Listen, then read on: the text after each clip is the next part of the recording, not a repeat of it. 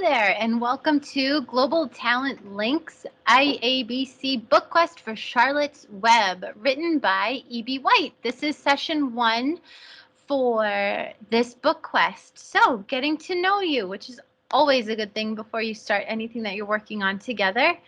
The icebreaker. What is your name? An interesting fact about you, your favorite book, and why you chose this voyage. My name is Christine Cotter. I am a mom of 2 amazing kids. My favorite book, there are so many, but I do love The Great Gatsby, written by F. Scott Fitzgerald. And the reason I chose to work with this company is because I love to read, and I really want to instill that love of reading onto each and every one of you.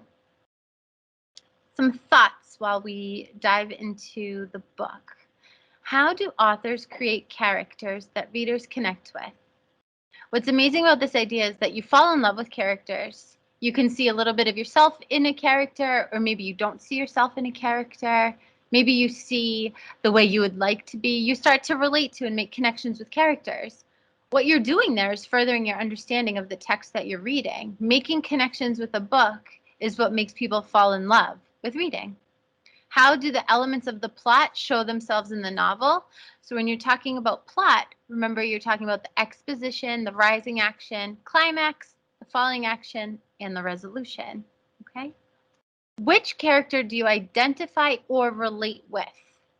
Now remember, you're going to identify with character traits, not a pig, not a spider, not a little girl. You're going to connect with a piece of who they are, not their literal being. Do your interests change as you grow older? It's an interesting question. And how does that impact those around you? I'm going to agree with the statement that yes, we do change as we get older, but I'm not going to share all my thoughts. I'd love to hear what you have to say. And how does working together make a team stronger than an individual? I love that question. I love working with my coworkers, and I love working with my students. And then at home, I love working with my kids and my family. I think together is a lot better than by yourself. Charlotte's Web is a story of Wilbur the pig and his developing friendship with Fern Arable, a young girl who adopts him and his barnyard friends. However, the most important friend of Wilbur is Charlotte, a spider who saves his life by presenting beautiful writings in her webs that are valued by the humans responsible for his life. This story discusses Wilbur's rise through conflict as well as his relationship with Charlotte and his support for her throughout the entire story. Here is our lovable little pig. There's an interactive barn activity that we would like you to check out. Check out some of our characters from the story. Here you are going to see Wilbur the pig and his barnyard friends. It is a great story. Absolutely lovable characters. Here's Fern. She's a young girl who loves animals. It's obvious about the farm, the barnyard animals in which she takes care of, and her character traits throughout the entire story. It truly defines who she is as a person. You have Wilbur. Wilbur's our young pig who faces many challenges in his life. And the wise Charlotte. She's a courageous spider who comes to Wilbur's rescue.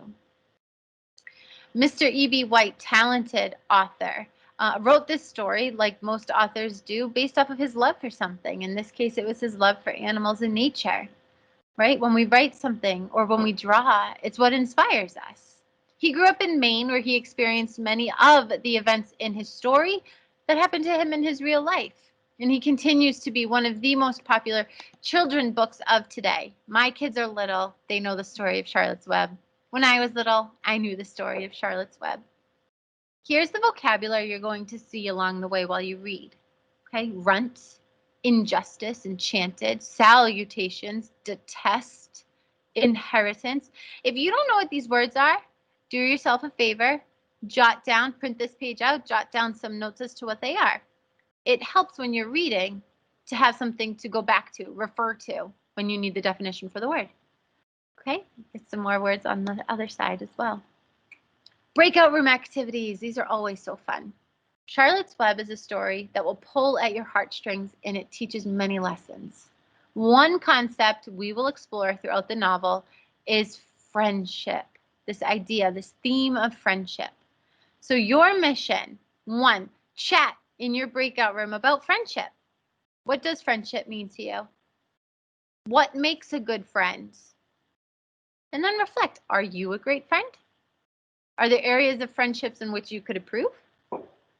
And what makes somebody not a great friend?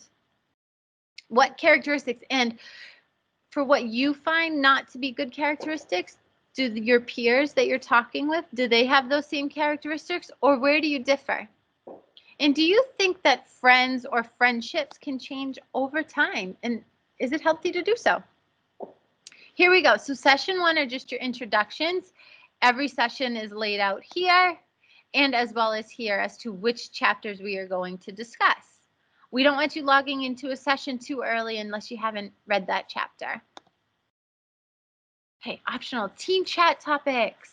Would you like to do some more activities? Check out the optional chat topics for the team chat. So here we go, some 3 questions. It's always nice when you're going to start a chat to have some overarching question that you can all participate in, so you're not just not talking. How does the time period, the location, and the characters affect the overall story in a book? This is an excellent question because setting is the time in which the story took place, and then the place where the story takes place. The setting is almost like its own character, right? Certain settings make or break a story. So what can be said about the time period and the location of Charlotte's Web? Do you feel it is important to stand up for what you believe in? Again, an excellent question, and one that's wonderful to be able to chat about with your peers. Is there ever a time when you wanted to stand up for something but you didn't? Why not? And what does it mean to be courageous? What does it mean to be brave? Do you have to be loud and brave, or can you be quiet and brave? Excellent questions to think about. So, your mission before next time: read chapters 1 and 2 of Charlotte's Web. Pay close attention to the location, time period, and characters you will be introduced to. And our word of wisdom for our next session, this is wonderful, is courage. Going back to that question about bravery. How do you see courage displayed in the chapters? Excellent question. All right. If you have any questions, comments, or concerns, please reach out. Until next time, I'll see you later.